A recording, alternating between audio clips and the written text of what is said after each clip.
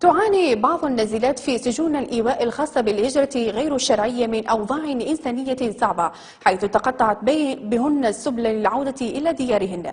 المزيد من التفاصيل في سياق تقرير الزميل عبد الحميد لبيرش. خلف هذا الباب تدور حكايات أشبه بالخيال، حكايات لا يصدقها العقل حتى تراها العين. المكان هنا لا ترتضي الحيوانات أن تعيش فيه، جدران صلبة وظلام دامس، وما يدخل من الهواء قد لا يكفي النزلاء.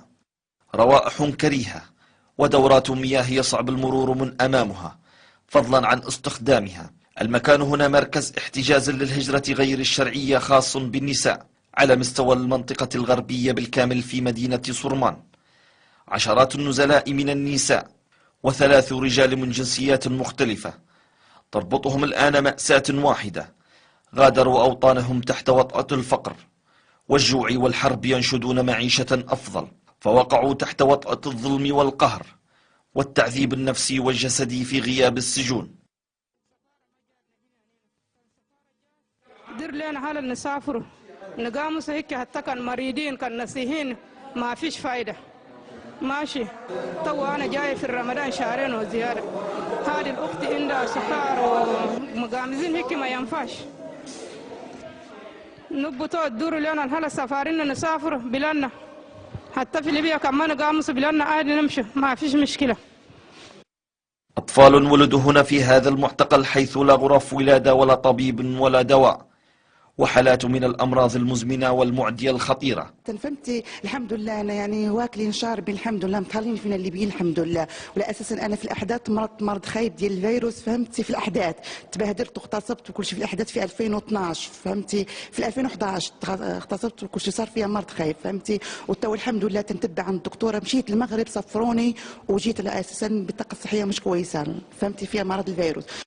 عدد من النساء فقدن عقولهن خلال فترة احتجازهن نتيجة الأهوال التي رأيناها في هذا المكان، ومن منهم لا زال يحتفظ بعقله، فقد أحلامه وجزءا من آدميته، وما عادوا يحلمون سوى بإعادتهم إلى بلدانهم أو على الأقل تحسين ظروف احتجازهم.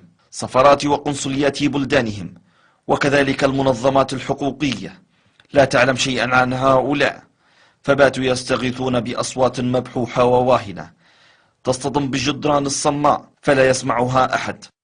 نحن ما عارفين راجل ما عندنا حد، دايرينها منكم انتوا ادرتوها لنا. قلت تودونا الفريق وكنت تعطونا حاجاتنا، قلت تقولوا ده عليكم انتوا عيالي، نحن ما عندنا زول يجي لنا وما عارفين السفاره دي فيها، ما عارفين زول وتليفون ما عندنا حدا نضربوا نلقوا اخبار ولا كيف. كل ضربنا كل شغلنا نساوين بخافا هنا ما بيجي. دورنا منكم انتوا بس عيالي، فضل الله فضلكم انتوا سويتوا لنا ذاك. نحن حامدين كنت تسافرونا، كنت تطلقونا، كيف كنت دايرين حاجه كلنا نحن وتحت امركم انتوا عيالي، تحت امركم، نحن ما عندنا حد هنا. بعض الحالات محتجزة لأسباب لا علاقة لها بالهجرة غير الشرعية، لكن لا يبدو أن هناك أي تصنيف أو اهتمام بكل حالة على حدة. كل ذلك بل أكثر من ذلك يحدث في بلد مسلم دفع ثمنا باهظا من أجل حريته، فإذا به يستكثرها على الضعفاء الذين يدخلون أرضه. مدة الاحتجاز تظل متواصلة داخل هذا المكان، والذي يفتقر إلى أدنى المتطلبات للحياة الكريمة، والمصير يظل مجهولا ولا حلول تلوح في الأفق. فهذه النسوة كلهم أمل من الجهات المختصة بوزارة الداخلية، إما أن يتم التعجيل بترحيلهم لبلدانهم أو يمكثن في مكان يلائم البشر. لقناة ليبيا الحرة، عبد الحميد لبيرش، صرمان.